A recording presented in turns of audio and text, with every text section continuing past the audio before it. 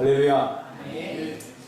오늘 우리가 드리는 이 예배가 비록 인원은 적지만 그 어떤 예배보다 더 소중하고 중요한 것은 오늘 성가대가 찬양했지만 하나님께서 우리와 함께 하시기 때문입니다. 사람만 많이 모여 있으면 뭐합니까?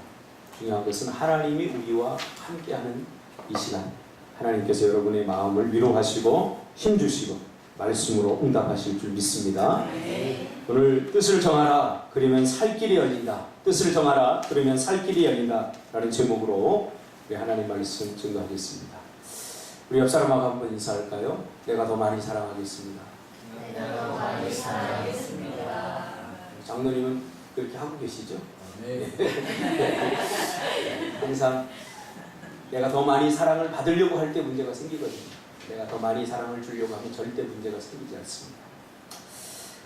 뜻을 정하라 그러면 살 길이 열린다 라는 제목으로 하나님 말씀 증거합니다. 아이러니하게도 현대 그리스도인들이 가장 두려워하는 것은 신앙의 목표를 세우는 것이라고 합니다. 좀 이상하지 않습니까? 당연히 우리는 신앙생활을 할 때 목표를 세우고 또 계획을 세우고 신앙생활을 하지 않습니까? 우리가 하다못해 여행을 가더라도 목적지를 정하고 또 거기서 무엇을 할 것인가 그 계획을 세우지 않습니까? 그런데 아이러니하게도 현대 우리 한국의 그리스도인들이 가장 두려워하는 것은 신앙의 목표를 세우는 것이라고 합니다. 초등학생들이 방학만 되면 계획을 세우듯 우리도 신앙생활하면서 얼마나 그동안 많은 목표를 세우고 그 목표를 이루기 위해서 계획을 세웠습니까? 그리고 노력을 했습니까? 그러나 중요한 것은 그 목표를 이루지 못하고 번번이 실패하면서 실패가 주는 좌절감을 감당할 수 없어서 이제는 아예 목표조차 세우지 않는다는 것입니다. 야, 이번 연도는 내가 이렇게 살아야 되겠다. 하나님 앞에 성경을 몇 장 읽고 또 전도를 몇 명 하고 또 하나님 앞에 이렇게 헌신해야 되겠다. 그러나 얼마 못 가서 까마득하게 잊어버려요. 이런 일들이 반복되면서 이제는 아예 목표를 세우는 것 자체를 부담스러워한다는 거예요. 그리고 목표를 세워봤자 뭐예요? 이루지 못하는 것에 대한 그 좌절감이 주는 아픔들이 있지 않습니까? 그래서 이제는 아예 목표를 세우지 않고 그냥 되는 대로 신앙생활하고 되는 대로 산다는 겁니다. 제가 이 이야기를 책을 통해서 읽으면서 참 가슴이 아팠고 저희 지난 10년 동안의 목회를 돌아보면서도 그럴 수 있겠다 그런 생각이 듭니다. 그동안 많은 목회를 하면서 무기력해진 성도들을 만났습니다. 보통 개척교회를 하면 우리가 전도에서 오는 사람보다 수평 이동을 많이 합니다. 기존에 다른 교회 다녔던 사람들이 그 교회에 적응하지 못하고 또 상처받고 이제 교회를 옮기는데 그 과정 속에서 개척교회를 이제 오게 됩니다. 그렇게 오는 성도들을 제가 만나면서 그들에게서 느낀 게 뭐냐면 참 이 양반들 많이 무기력해져 있다 그런 생각을 합니다. 무기력이 뭡니까? 목표를 세우고 시도하다가 한 번, 두 번 실패가 반복되면서 급기야는 어떻게 됩니까? 의지가 사라져버리는 겁니다. 해봐도 소용없다. 내가 안 해봐서 해봤어. 근데 해봐도 안 되니까 어차피 안 되니까 목표를 세워서 좌절감을 느끼기보다는 아예 목표 없이 그냥 되는 대로 신앙생활하자 하는 안 된다는 패배주의적 생각을 갖게 된다는 거예요. 새벽 기도도 마찬가지 아닙니까? 우리가 얼마나 많이 하나님 앞에 결단하고 그리고 선언하고 뜻을 정하여 하나님 내가 이번만은 정말 새벽을 내가 이번 연도만은 내가 깨어서 승리하겠습니다. 그래 놓고는 우리가 지켜지지 못하는 그 일들 때문에 아예 계획하는 것 자체를 부담스러워하고 목표를 세우지 않고 살아가는 그 모습들이 우리들 모습 속에서 나타나지 않습니까? 그런데 더 놀라운 것은 이렇게 무기력하게 살아가는 성도들 가운데 그들의 믿음은 한때는 정말로 뜨겁고 열정적으로 신앙생활을 했다는 것입니다. 누구보다 열심히, 누구보다 뜨겁게 신앙생활을 그들은 했었는데 어느덧 시간이 지나면서 이렇게 영적 침체를 경험하게 되었다는 거예요. 여러분, 영적 침체와 영적 게으름은 다른 거예요. 그렇죠? 영적 침체라고 하는 것은 하나님의 말씀대로 살려고 발버둥 치고 애쓰고 힘써도 잘 안 될 때 그 좌절감으로 인해서 오는 번아웃 상태, 영적 탈진 상태, 우리가 잘 아는 엘리야 같은 경우죠. 그가 하나님을 위해서 850명의 바알과 아세라 선지자와 싸우고 최선을 다해서 싸우지 않았습니까? 그렇게 바알과 아세라 선지자를 향해서 공격하고 그리고 그들을 다 없애버리면 그 다음에 괜찮을 줄 알았어요. 이제는 예수의 시대가 올 줄 알고 믿음의 세대가 올 줄 알았는데, 그러나 이세벨이 뭐라고 그럽니까? 야, 저 엘리야 저놈 천상금 1억 줄 테니까 저놈 잡아와 하고 추적 명령을 내립니다. 엘리야는 쫓기게 됩니다. 그래서 자 광야 한구덩이에 그 로뎀나무 아래에서 하나님 차라리 나를 죽여주십시오. 이게 뭐예요? 영적 침체. 이 영적 침체는 하나님께서 터치해 주십니다. 하나님께서 그 침체에서 회복될 수 있도록 그렇게 길을 열어주십니다. 그래서 하나님께서 그를 쉴 수 있도록 배려하시고 그에게 힘을 불어넣어 주시지 않았습니까? 그래서 광야를 걸을 수 있는 힘을 다시 회복시켜 주셨어. 영적 게으름은 뭐냐면 아무것도 안 하면서 괜히 힘든 거예요. 아무것도 안 하는데 괜히 힘들어요. 이게 영적 게으름이에요. 그래서 교회를 떠날 수 없기에 그저 종교인 정도로 교회의 그 어떤 은밀한 구석에 적당히 머물고 있는 그리스도인들이 오늘날 얼마나 많습니까? 적당히 큰 교회 찾아가서 뒤에 가만히 숨어서 신앙생활을 하는 사람, 뭐 교회의 중직을 맡는다거나 또 교회의 어떤 헌신적인 일을 속에서 같이 그 사역을 한다거나 이런 거 부담스러워요. 그냥 쉽고 편하게 되는데요. 오늘 기분 좋으면 교회 가고 오늘 시간이 되면 교회 가고, 그렇지 않으면 뭐 교회 빠지고 되는 대로 신앙생활하는 거죠. 성경은 다니엘처럼 뜻을 정해야 한다고 말하지만 사실 신앙의 목표를 세우고 사는 것이 얼마나 힘들고 벅찬지 우리는 알고 있지 않습니까? 몰라서 못하는 거 아닙니다. 당연히 뜻을 정해야 됩니다. 우리도 올 한 해 시작하면서 이렇게 다 뜻을 정했습니다. 가정마다 사명선언문을 다 내고, 그리고 나는 올 한 해 누구처럼 살겠다, 또 어떻게 살겠다, 다 뜻을 정했습니다. 참 여러분 위대한 사람입니다. 우리 옆 사람에게 나는 위대한 사람이다 한번 하세요. 별로 믿겨지지 않죠? 정말 위대한 사람입니다. 이렇게 뜻을 정하고 사는 사람들이 그렇게 많지 않습니다. 왜요? 힘들고 벅차기 때문에. 사실 다니엘처럼 뜻을 정해야 된다고 목사님이 설교하고 우리는 많이 들어와서 알고 있지만 뜻을 정하는 것이 결코 쉽지 않습니다.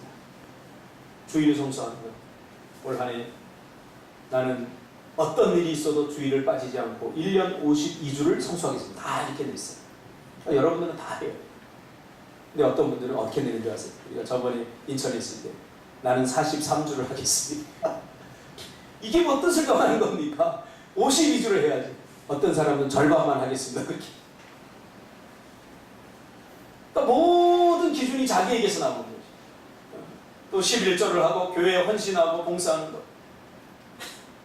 뜻을 정해야 사는 것 당연히 알지만, 어떻게 살아야 되는 것 알지만, 그런데 안 돼요, 잘. 그래서 세상적인 목표와 계획은 많은데 정작 그리스도인들에게서 영적이고 신앙적인 목표가 없다는 사실을 저는 종종 발견하게 됩니다.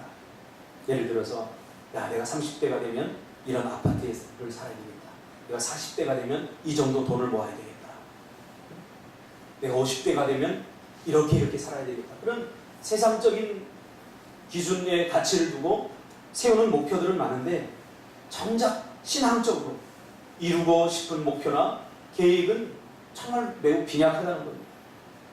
있어도 있으나마나한 계획을 갖고 있다는 것을 저는 발견하게 됩니다. 왜 그래요?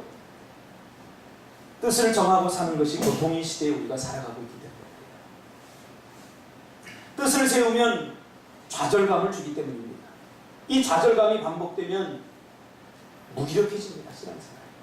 무기력해집니다.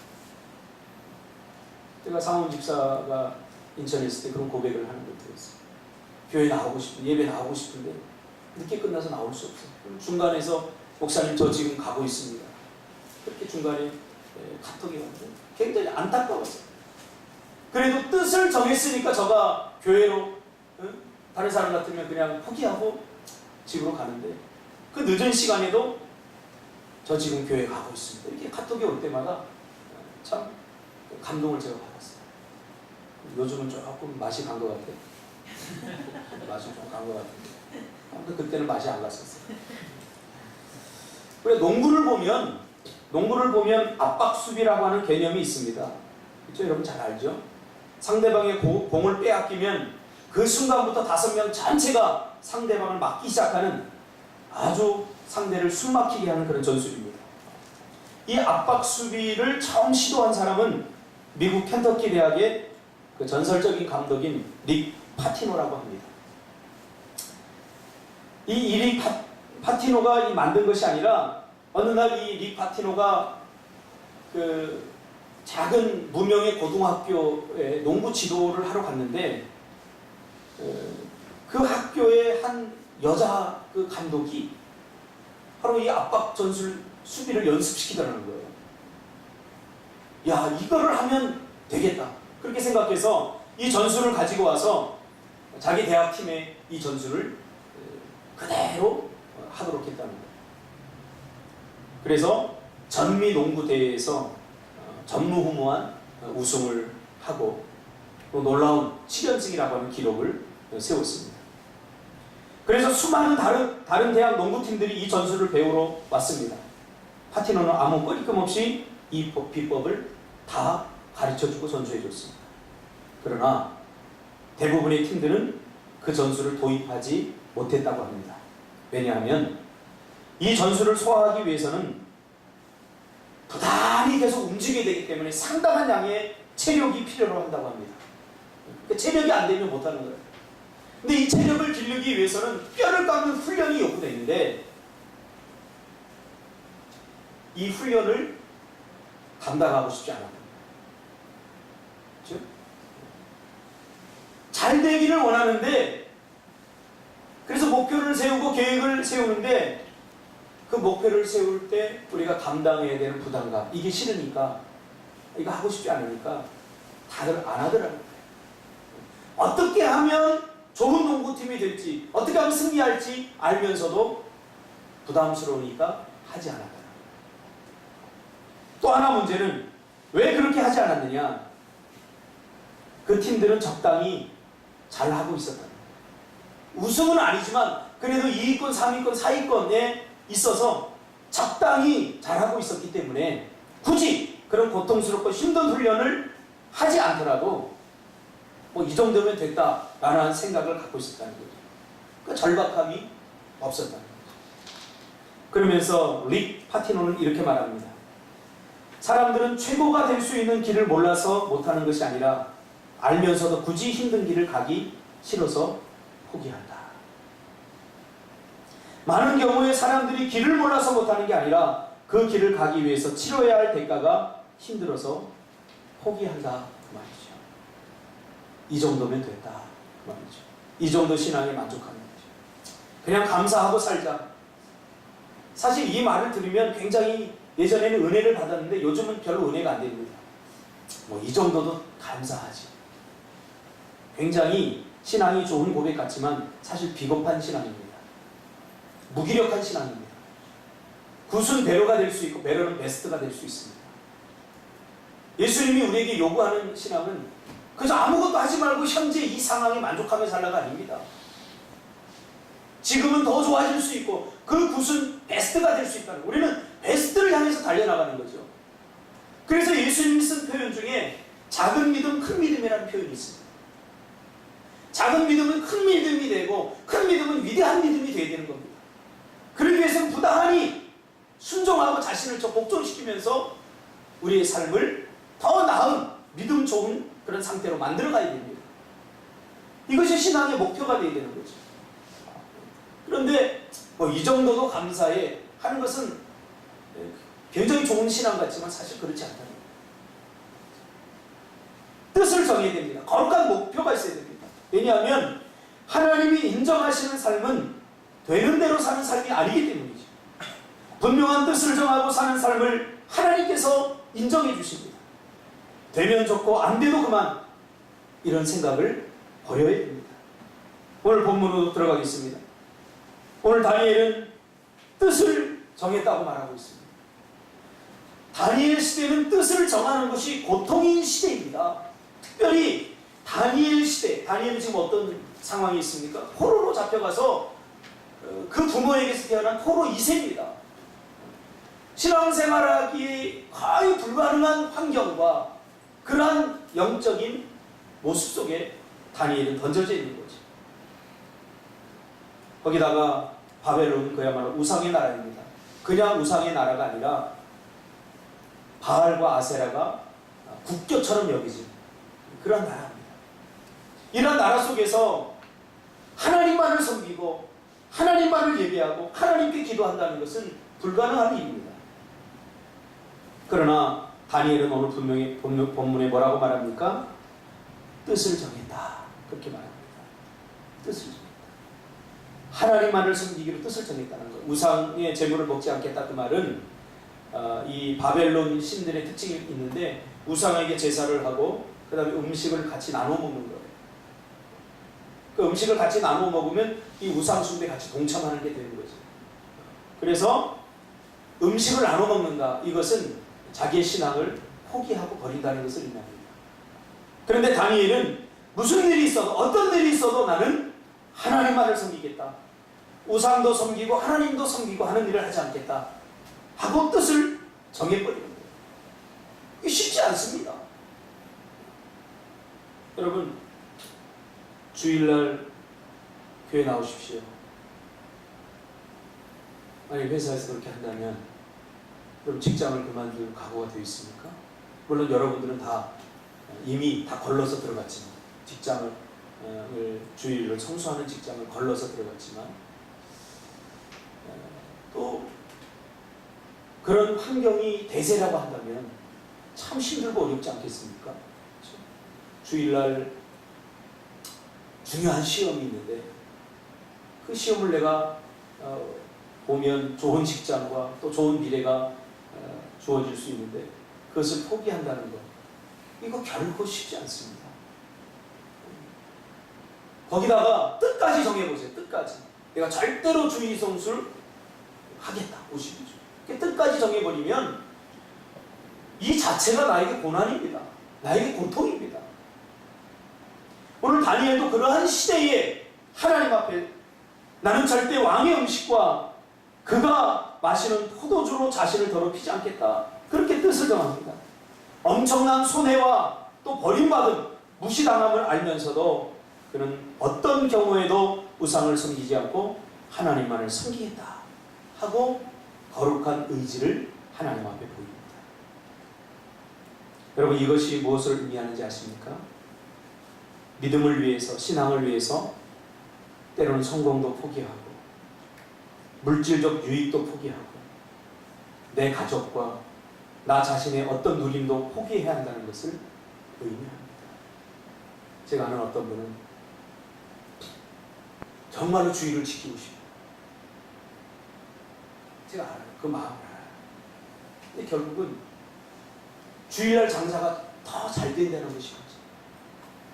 주일날 장사가 평일날 장사의 절반을 차지합니다. 제 앞에 와서 그랬어요. 목사님, 이번 연대는 무슨 일이 있어도 제가 주일 성수를 하겠습니다. 결연한 의지를 가지고 저에게 기도해 주십시오. 그리고 저를 찾아왔어요. 제가 한마디 던졌어요. 정말 그래도 되겠어요? 그랬더니 글쎄 그래도 될까요? 하더니 마음이 흔들려. 차라리 주일날 손님이 아예 없으면 주일 성수하기 쉽습니다. 근데 많아버리면 이 뜻을 정한 것이 나에게 부담이 되고 나에게 고통이 됩니다. 다니엘이 그런 가운데 뜻을 정했다는, 그것도 총리 대신입니다. 다니엘이 고위공직자입니다. 당시 바벨론은 미국처럼 나라를 연방으로 나누었습니다. 나누어서 그 연방에 총리를 세워서 그 연방을 미국처럼 연방국가였죠. 다스리게 했어요. 세 개의 연방으로 나눴는데 그 중에 다니엘이 하나의 연방을 맡고 있을 정도로 권력을 가지고 있었어요. 그걸 내려놔야 된다는 거죠. 어떻게 해서 그 자리에 올랐는데 그걸 내려놔야 된다는 거죠. 차라리 하나님 앞에 뜻을 정하지 않았다면 이런 고난도 없습니다. 하나님은 질투의 하나님입니다. 자신보다 우리가 더 다른 것을 더 사랑하는 것을 절대 원하지 않습니다. 우상이 뭡니까? 오늘 우리가 우상을 들으면 유교, 불교, 그래서 석가모니 섬기고 이런 걸 우상이라고 생각하는데 그건 아주 수준 낮은 의미의 우상에 대한 의미입니다. 우상은 쉽게 말하면 하나님보다 더 사랑하고 좋아하는 것이 나에게 있으면 그것이 우상입니다. 그러니까 우상 숭배 안 한다고 여러분 안심해서는 안 돼요. 우리는 석가모니 절에 안 가니까 난 우상 숭배 안 해. 아주 수준 낮은 적용입니다. 성경은 우상을 어떻게 이야기합니까? 하나님보다 더 사랑하는 것이 있으면 그것이 우상이 될 수 있다라고 말하고 있습니다. 왜 하나님께서 아브라함에게 이삭을 포기하라고 했습니까? 이삭이 생기기 전에 아브라함은 하나님이 전부였고 하나님만이 자신의 모든 것이었습니다. 그러나 하나님께서 그에게 이삭을 주자 이 마음에 아브라함 마음에 하나님이 가득 차 있었는데 어느 날 하나님이 점점 밀려나면서 이삭으로 가득 찼어요. 이삭이 우상이 되는 거죠. 그래서 하나님께서 이삭을 요구했던 겁니다. 하나님보다 더 사랑하는 것 그것이 무엇이든 있으면 우리는 우상의 길로 들어갈 수 있음을 절대로 잊어서는 안 됩니다. 다니엘이 뜻을 정합니다. 뜻을 정하면 이제 하나님께서 다 도와주시겠지. 아닙니다. 착각하지 마세요. 뜻을 정하니까 고난이 옵니다. 어려움이 옵니다. 거룩한 목표는 항상 도전을 받습니다. 평소에는 게임을 하면서 밤도 잘 새는데 이 새벽에 깨우려고 그러면 잘 안 되지 않습니까? 이제 다 끊고 내가 이번 달부터는 새벽기도 한번 해봐야 되겠다. 평소에 새벽기도 안 나올 때는 새벽에 잘도 일어나는데 뜻을 정하고 나면 꼭 무슨 일이 생겨서 힘들고 어렵고 못 나올 일이 생기더라고요. 왜 그래요? 거룩한 뜻은 도전을 받기 때문에. 그러므로 뜻을 정하는 것이 중요한 것이 아니라 뜻을 정하면 죽을 것 같고 망할 것 같은 환경의 그런 도전을 우리가 이겨내야 됩니다. 대부분의 사람들은 이것이 두려워서 뜻을 정하지 않거나 포기하고 그냥 되는 대로 삽니다. 되는 대로 생각해요. 폴 스톨츠라고 하는 사람이 있습니다. 이 사람은 심리학자고 과학자인데요. 인간의 능력에 대해서 연구를 한 세계적인 석학입니다. 인간은 대단한 능력을 가지고 있다. 근데 그 능력이라는 게 뭘까? 인간이 가지고 있는 능력이라는 게 뭘까? 그것을 평생 연구했어요. 그래서 내린 결론이 뭐냐면 우리 인생은 내가 원하든 원하지 않든 많은 문제와 예기치 못한 어려움과 역경을 만나게 된다는 거예요. 그런데 그 역경을 만날 때 그것을 어떻게 극복하느냐에 달려있다는 거예요. 그 역경과 고난을 이겨내는 의지력을 이 사람은 역경지수로 봤어요. 역경지수. 그래서 이 역경지수가 높은 사람이 능력이 있는 사람이다. 그렇게 봤어요. 그러니까 우리가 살아가면서 내가 원하든 원하지 않든 많은 어려움과 고통과 또 문제 가운데 직면하게 됩니다. 그때 그 문제를 어떻게 극복하느냐에 따라서 역경지수가 달라진다는 거예요. 그거로 능력이 있는 사람과 능력 없는 사람이 만들어진다.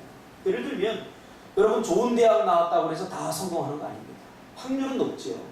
좋은 대학 나왔다고 해서 다 좋은 대학에서 좋은 가르침을 받고 그렇게 지식적으로 많은 것을 안다고 해서 다 성공하는 것은 아닙니다. 때로는 아무것도 배우지 못한 사람이 성공할 수도 있습니다.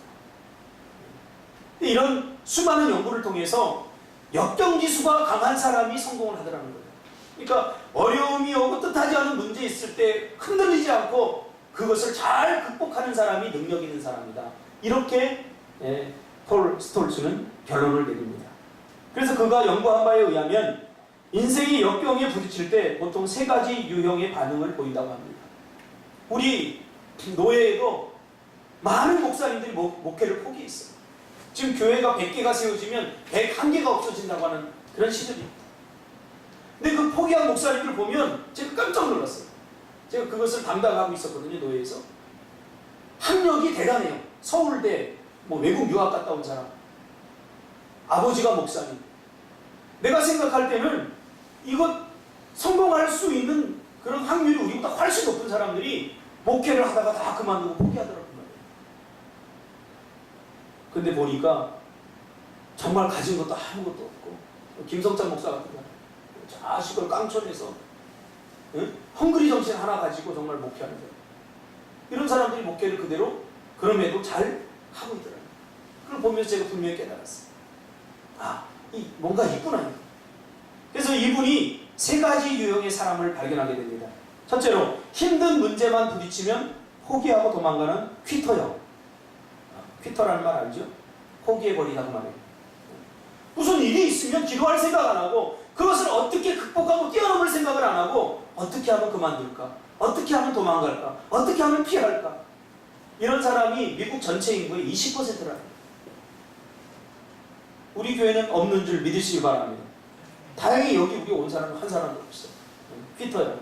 두 번째로는 포기하고 도망가지는 않지만 그렇다고 역동적으로 문제를 해결하고 넘어갈 생각은 못하고 그냥 그 자리에 주저앉아서 어떡하지 하고 현상 유지만 하는 캠퍼예요.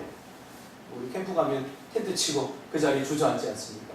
그 주저앉아서 아무것도 하지 않으면서 어떻게 하지? 이거 어떡하지? 걱정만 하는 스타일이죠. 캠프.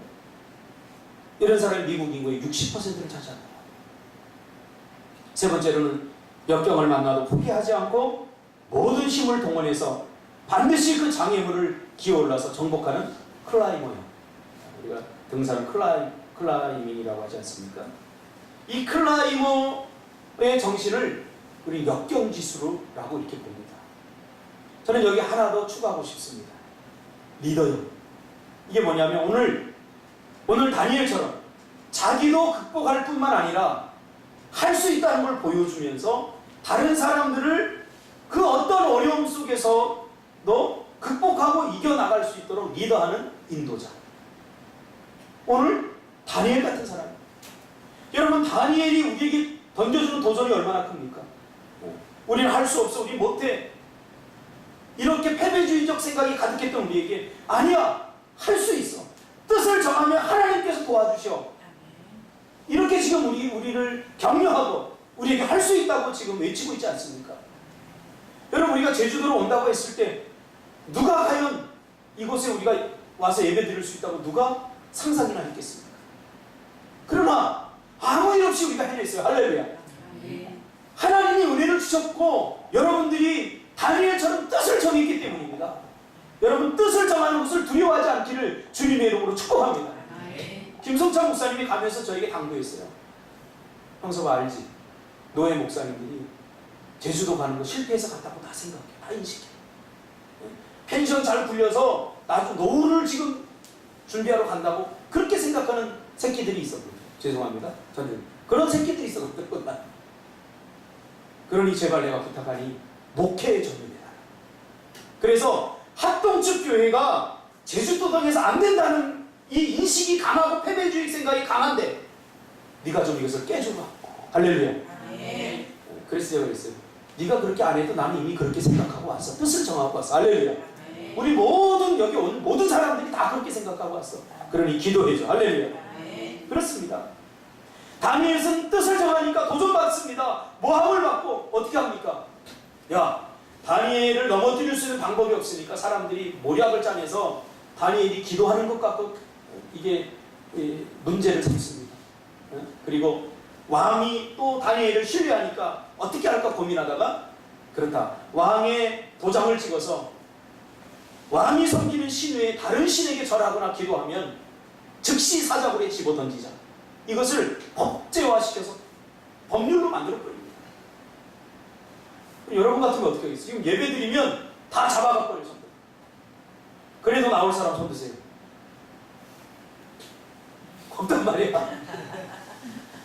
이 내 목회의 10년의 결실 이거밖에 안 돼. 좀 그런 날 안 오니까 좀 들어줘 다시. 오늘 여기서 예배드리면 당장 다 죽는다. 다 잡아간다. 뭐 1,000만 원 벌금 문다. 손 들어보세요. 감사합니다. 우리가 인도에 가봤잖아요. 인도 선교 가봤잖아요. 거기는 예수 믿으면 세례 받으면 왕따 당해요. 마을 사람들로부터 왕따 당하고 정부로부터 왕따 당해서 전혀 도움을 받지 못해요. 안정도 보장되지 않아요. 그러니까 인도에서 예수 믿는다는 건 오늘 우리나라에서 예수 믿는다는 하는 의미가 좀 달라요. 거기는 목숨을 내놓고 자기 인생을 다 내놓아요. 그 김계영 선교사님 저에게 얘기했어요. 얼마나 감격스러운지 모른대요. 복음이 들어가니까 예수 믿는 그 모슬림 사회에서 나와서 예수 믿으니까 그 사회로 쫓겨나. 그리고 돌로 막 쳐 죽인대요. 그런데도 그 아이들이 세례 받겠다고 온대요. 근데 그 아이들에게 세례를 주면서 목사님들을 그 장로님이니까 선교사님 장로님이 세례 못 주니까 목사님 모셔다가 세례를 주는데 모든 사람들이 같이 감동하면서 운대요. 선교사들과 한국에서 간 사람들이 다 운대요. 오늘 우리는 그렇게 감동적으로 세례 받지 않잖아요. 우리 각성해요. 여러분 뜻을 정하시길 바랍니다. 아멘. 할렐루야. 아멘. 오늘 다니엘은 뜻을 정하니까 공격을 받습니다.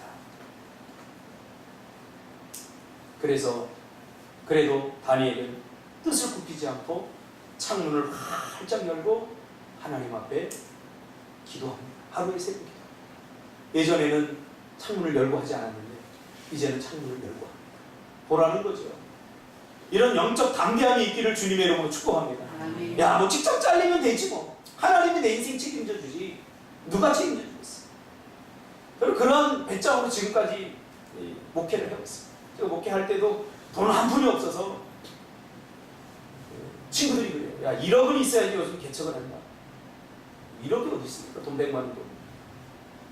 근데 하나님이 책임져 주시겠지 하고 시도를 하니까, 뜻을 정하니까 하나님께서 어떻게든지 하더라고요.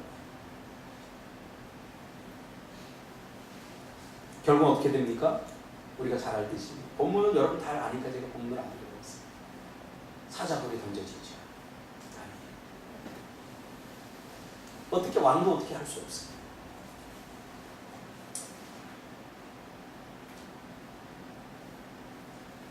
그러나 하나님께서 결국은 우리가 아는 대로 사자굴에서 건져주셨습니다. 뜻을 정하면 사자굴에 들어갑니다. 박준석 집사, 사자굴에 들어가. 네. 들어가야 하나님이 구해주셔. 이것이 하나님의 큰 은혜로 내 평생을 이끌 하나의 영적인 경험입니다. 근데 이거 우리 안 하려고 그러거든요. 사자굴에는 안 들어가면서 자꾸 구해달라고 그래요. 사자굴에 안 들어가면 누가 뭘 구해줘요? 사자굴에 들어갈 각오를 해야 됩니다. 다니엘처럼. 예수 믿다 망할 각오, 예수 믿다 실패할 각오를 해야 하나님께서 바빠지시는 거예요. 저는 이번 제주도 오는 그 모든 일들을 다시 한번 리바이벌 하면서 피드백을 한번 해봤어요. 언제가 가장 힘들었고 무엇이 가장 힘들었는가. 돈이 준비되지 못한 게 아니더라고요. 언제가 가장 힘들었냐면 내가 사자굴로 들어가지 않으려고 발버둥 쳤던 순간이 가장 힘들었어요. 하나님 이거 꼭 해야 됩니까? 하나님 제주도 꼭 가야 됩니까? 이런 마음을 가지니까 정말 힘들거든요. 근데 딱 결단하고 나니까 하나님께서 어떻게 하시든지 사람들을 통해서 돕고 하나님께서 채우시더라고요.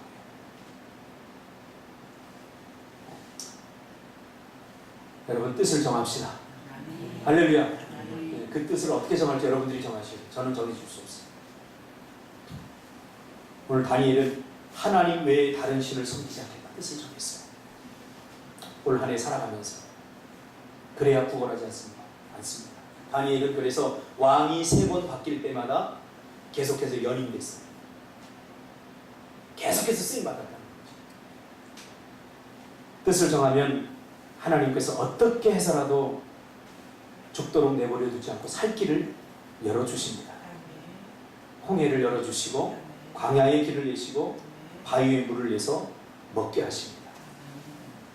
저는 배상훈 집사님 주일날 볼 때마다 참 은혜가 돼요. 쉽겠습니까? 여기 오는 거 비행기 타고. 어떻게 저는 또라이 같은 생각을 하는지 모르겠어요. 근데 와요. 왜요? 뜻을 정했기 때문에. 이게 스토리가 되는, 이게 다니엘의 스토리예요. 다니엘이 뜻을 정하지 않고 사자굴에 들어가지 않았다면 다니엘이 오늘날 우리에게 해줄 말이 뭐가 있냐고. 무슨 말을 해줄 수 있을까요, 다니엘이? 그러니까 열심히 예수 믿어 그러면 잘 될 거야.